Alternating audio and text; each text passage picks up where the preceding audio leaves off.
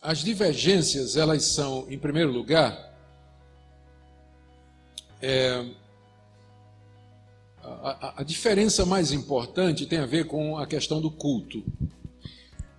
As igrejas pentecostais históricas, como a Assembleia de Deus, por exemplo, elas enfatizam muito a questão do batismo com o Espírito Santo como sendo uma experiência que acontece depois da conversão e que é marcada pelo falar em línguas.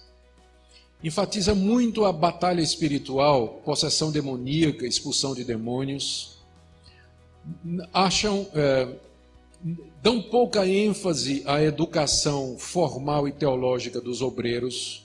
Então, qualquer pessoa que se destaca um pouco mais já pode ser colocado como obreiro de um ponto de pregação, e essa é uma das razões pelas quais eles crescem muito.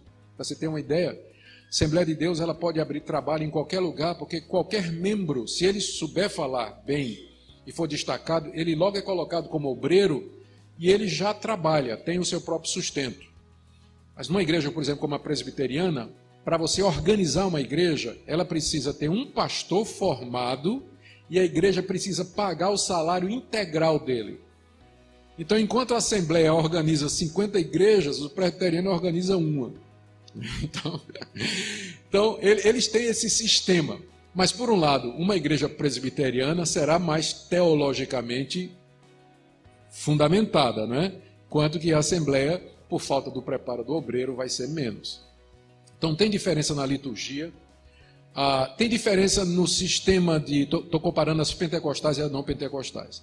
Tem diferença no sistema de governo. O pastor, na igreja Assembleia, é uma espécie de bispo. Ele governa sozinho, ele disciplina, ele determina, ele manda, ele muda obreiro. Nas igrejas tradicionais, como batistas e presbiterianas, o pastor não manda na igreja. Quem manda na igreja é a Assembleia. Então a Assembleia é quem exclui membros, quem chama pastor, que bota pastor para fora, que troca pastor, que decide o orçamento da igreja, que diz para onde vai o dinheiro, onde vamos abrir uma igreja, onde não vamos. Na Assembleia quem decide é o pastor, que funciona como uma espécie de bispo. Eles têm muito mais autoridade. O que é ruim, não sei, é bom porque é rápido, não precisa reunir a Assembleia para resolver problema, e quando tem Assembleia tem rolo, tem discussão, tem briga. Na Assembleia não, o pastor resolve, e está resolvido, a palavra dele é lei, é rápido, só que nunca deve ficar na mão de um homem só, porque se esse homem errar, quem é que vai corrigir ele? Né? Então, na igreja batista e na igreja presbiteriana, o sistema é mais devagar, é mais complicado, mas é mais seguro. Né? O pastor, ele não é o dono da igreja, né? Ele tem que responder à Assembleia, tem que responder ao conselho, à junta e assim por diante. Tem diferença na escatologia. A Assembleia de Deus, ela é dispensacionalista.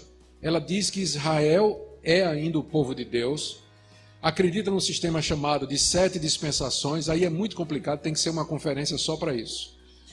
Os batistas e os presbiterianos, as igrejas tradicionais, eles têm dispensacionalistas, mas são menos. Eles têm uma visão mais simples do como vai ser a vinda de Cristo, e assim por diante. Na Assembleia de Deus, há muita abertura para profecia, visões e sonhos. As igrejas tradicionais, elas já desconfiam um pouco desse tipo de experiência, preferem ficar mais só com o que a Bíblia está dizendo. Mas essas diferenças, você percebe, elas podem parecer profundas, mas na verdade, tanto batistas quanto presbiterianos, eles consideram os assembleianos como irmãos em Cristo. Por exemplo, a minha igreja, se vem um assembleiano se tornar membro da igreja presbiteriana, ele é recebido sem problema. Ele não é rebatizado, nada disso. Ele é aceito como membro sem problema, né? As igrejas neopentecostais, elas já são diferentes. As igrejas neopentecostais, elas são focadas na questão da bênção e da prosperidade. Elas são focadas na oferta de saúde, de avanço financeiro, em troca de o que eles chamam de sacrifícios. Os membros da igreja fazerem determinados sacrifícios, seguirem determinados rituais. Eles são sincretistas porque eles misturaram práticas do catolicismo e do espiritismo no culto. A questão da rosa ungida, que é uma prática espírita, objetos abençoados, o cajado de Moisés, sal, água, copo d'água em cima da televisão ou do rádio, Então são práticas que vêm da religiosidade popular. E aí aparecem apóstolos, gente que se auto-intitula apóstolo, com autoridade absoluta sobre determinada região. Eles não têm controle da membresia, não têm escola dominical, não têm ensino bíblico, a ênfase é só na bênção, prosperidade e tudo mais. Por isso, as igrejas tradicionais, inclusive a Assembleia de Deus, não os considera como irmãos. A própria Assembleia de Deus é contra essas igrejas, porque acha que elas deturparam o Evangelho. Tá? Então essas seriam rapidamente as diferenças. Tá bom?